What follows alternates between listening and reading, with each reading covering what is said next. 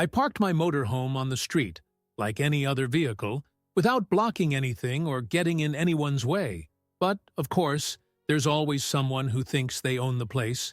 This woman decided that, in her opinion, my motorhome wasn't a real car, and therefore couldn't stay there. So what did she do? She called a tow truck and had my vehicle taken away. The problem? She had no authority to do so. And now, it's not me who has to deal with the consequences, but her. If there's one thing I love in life, it's freedom. And nothing represents that better than my motorhome. With it, I can travel wherever I want, stop wherever it's convenient, and always have a comfortable place to sleep. It's my home on wheels, my refuge, my pride. And that's exactly why, when I stopped in a quiet neighborhood for the night, I didn't even bother. I parked on the street, respecting all the traffic rules, without obstructing sidewalks, without disturbing the neighborhood. Everything was fine, everything was legal, or so I thought, because, apparently, my presence there deeply offended a local resident.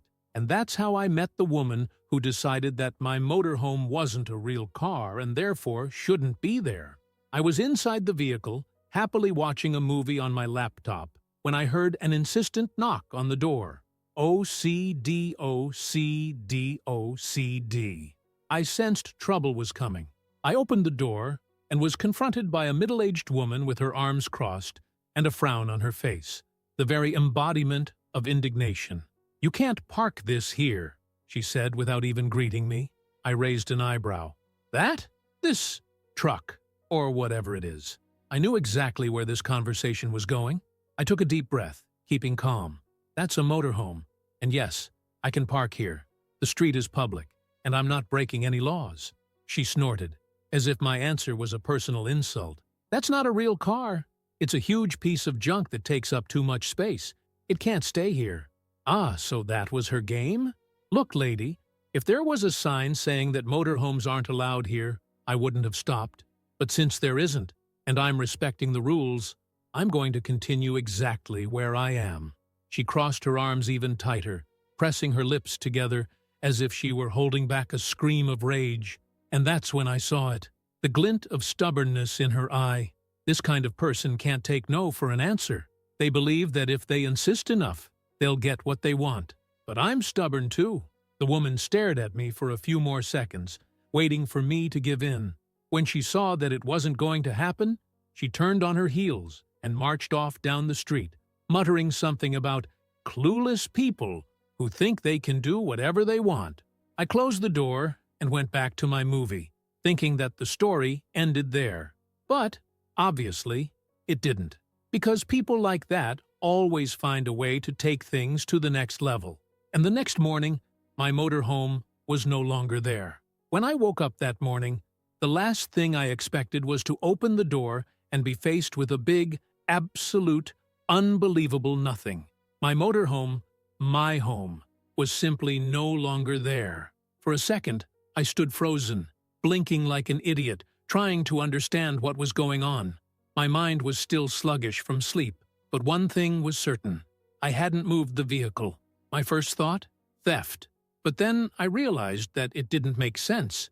The motorhome had a strong alarm, reinforced locks, and I doubted very much that a thief would have shown up in the middle of the night, started the engine, and driven off without anyone noticing.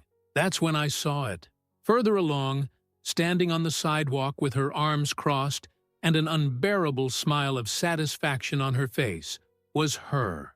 The woman, the queen of the neighborhood herself, the parking lot vigilante, the guardian of the public street, who had single-handedly decided that my motorhome didn't deserve to exist there. That's when it all made sense. She had it towed. This woman had the audacity to call a tow truck and have my vehicle removed, as if she were dealing with an abandoned car or a threat to national security. I went up to her, trying to stay calm, which wasn't easy. "Did you have my motorhome towed?" I asked, my voice already full of fury. She smiled. You know that look on her face, like she'd been waiting for this moment? That expression of someone who knows they've messed up, but doesn't regret it one bit? "Yes," she replied, as if she were telling me that the sky was blue. Since you insisted on disrespecting the neighborhood rules, I took the liberty of solving the problem. I took a deep breath, very deep. What rules? I asked, crossing my arms. There's no sign saying that motorhomes can't park here. I wasn't blocking anything. You had no right to do that. She shrugged, full of herself. This is a residential neighborhood, he said, as if that were a valid argument. Not a campground. Cars are allowed, but that's not a car. That's a piece of junk that bothers the neighbors. She spoke with such confidence that it almost seemed as if she was right. But she wasn't, and I was ready to put an end to this nonsense. So, you mean anyone can call a tow truck and have anything towed away just because they think something doesn't belong on the street? She finally hesitated. The little smile of satisfaction diminished a little, because, deep down, she knew she had crossed the line, and now she was going to pay dearly for it. If this woman thought I was going to stand by and take this crap, she'd clearly chosen the wrong victim. Because if there's one thing that gets me down, it's people who think they can make up rules and ride roughshod over others just because they want to. So what now? Now she was going to learn that you don't mess with a man's motorhome and get away with it. But before the change, I needed to get my vehicle back. I took out my cell phone and made a few calls. First, to the tow truck that had probably taken my motorhome, then to the town hall, to understand how the hell someone with no authority at all managed to have something towed away without warning. And, as expected, the answers that came back were a festival of irregularities. The tow truck confirmed that they had towed my vehicle because they had received a complaint that it was an abandoned vehicle. Abandoned? My God, I slept in it last night. And the icing on the cake? The tow truck employee himself told me that normally they couldn't have removed it without an official notice, but that a very insistent lady convinced the driver that it was damaging the neighborhood and that the local authorities were already aware of the removal. Yes, she lied. She simply made up some story. And what's worse, someone fell for it and did exactly what she wanted. Now, I had everything I needed to make this woman deeply regret it. I got the address of the yard where my motorhome was being held, paid an absurd fee to get it released, which someone would later reimburse, and headed back to the neighborhood, ready for revenge. The counterattack begins. First, I went straight to the police.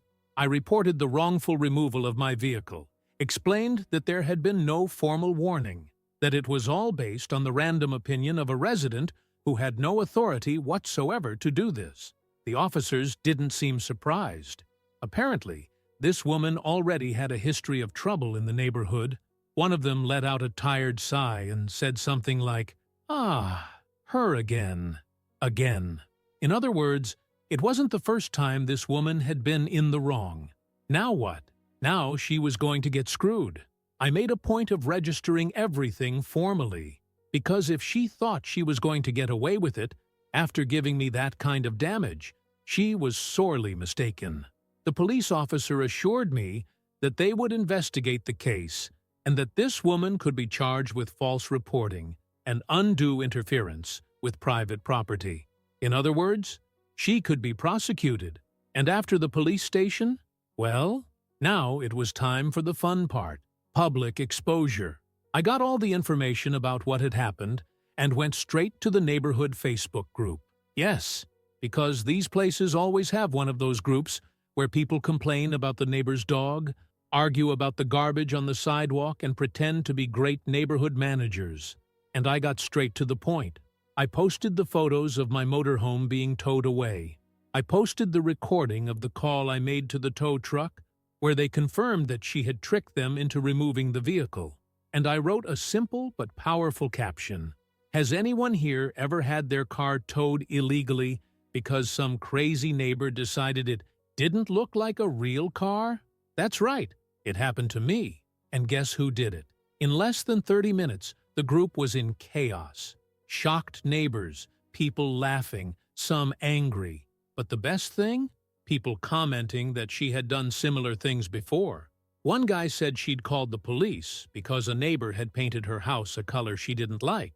Another woman commented that she had tried to ban children from playing in the street because they made too much noise. And the best part?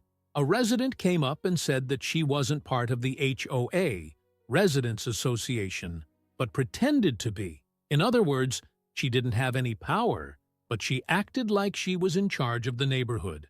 And now her mask was falling off, and I couldn't wait to see how she would react. If this woman thought she was going to get away with this, she had clearly never dealt with someone as stubborn as herself. My post in the neighborhood group spread like wildfire. In the first few minutes, it had more than 50 comments, and in less than an hour, it became a real people's court. Everyone seemed to have a story to tell about her. She once sent the police into my yard because she thought my fence was too high and spoiled the aesthetics of the neighborhood. This woman tried to fine my husband because he washed his car in the garage. She said it wasted too much of the neighborhood's water.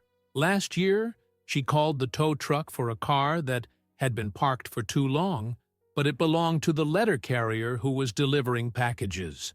And that's when I realized this woman wasn't just any Karen. She was the scourge of the neighborhood. The funniest thing? The more the stories came out, the more people lost their fear of exposing the absurdity of what this woman had done. And then the best thing happened. Someone tagged her in the comments. Now she knew she had been exposed. And when someone like that realizes they've been unmasked, there are only two paths. Either they shrink back in shame and disappear, or they go on the attack. And guess which one she chose? The attack, of course. I was sitting in my motorhome, following the comments, when I heard someone marching down the sidewalk towards me. And there she was. The woman was furious. Her face was red. Her hands were shaking. Her eyes were wide with rage. She looked like she was about to explode. She stopped right in front of the motorhome and started shouting, "You have no right to expose me like this!" The scene was so pathetic that, for a moment, I just stood there, looking at her with a mixture of incredulity and amusement. The woman was having a temper tantrum worthy of a reality TV show, right in the middle of the street. "You spread lies about me," she continued, gesticulating wildly. "Now everyone is against me because of you." I took a deep breath and, as calmly as I could, asked, "Is it a lie that you had my motorhome towed away for no reason?" She froze. She opened her mouth, but no answer came out, because, deep down, she knew she was wrong. Only to admit it? Never. So she changed tack. "You don't belong in this neighborhood. You don't have a house. You live in this ambulant garbage." Ah, done. Now she was resorting to insults. Only the problem was that I'm not the kind of person who gets rattled by shouting. So instead of reacting in the way she wanted, I simply let out a laugh. A loud, sincere, debauched laugh. And the icing on the cake? Some of the people in the neighborhood who were watching also started laughing. The woman realized that she had completely lost control of the situation. If before she had been the invisible leader of the neighborhood, now she was just a crazy person freaking out on the sidewalk. And then came the final blow. The police arrived. Yes, the police officers I had called earlier finally came to talk to her. And the look on her face when she saw them, it was a sight to behold. "Ma'am," one of the policemen said, already sounding exhausted, "we've received a complaint about the improper removal of a vehicle. You here," he pointed at me, "have proof that the towing was done without legal authorization. Can you confirm that you requested the tow truck?" She began to sweat. I thought I was helping," she tried to justify. "That piece of junk doesn't belong here." The other policeman crossed his arms. "So you confirmed that you ordered the tow without being a competent authority?" Her mouth opened and closed a few times, because now it was no longer just about a tantrum. It was about crime, and the officers had had enough of her antics. "Ma'am, we're going to need you to come with us for clarification." Her face went white. But, I was just trying to keep order. Order that you had no right to impose," the policeman replied. And then, to the delight of the whole neighborhood, the woman was led to the car. She wasn't arrested, of course, but she had to go to the police station to make a statement. And when she came back, well, she was never the same again. After that day, the woman stopped giving orders in the neighborhood. She avoided glances, walked faster in the street, and what's worse, she completely lost credibility among her neighbors. Even the Facebook group, where she used to post complaints, went silent. No one wanted to hear her opinions anymore. And the best part? The town hall opened an investigation into other complaints of abuse of authority that she had made in the past. In other words, she dug her own grave. And my motorhome?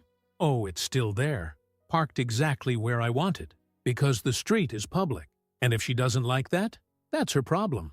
And if you like it, don't forget to leave a like and subscribe to the channel.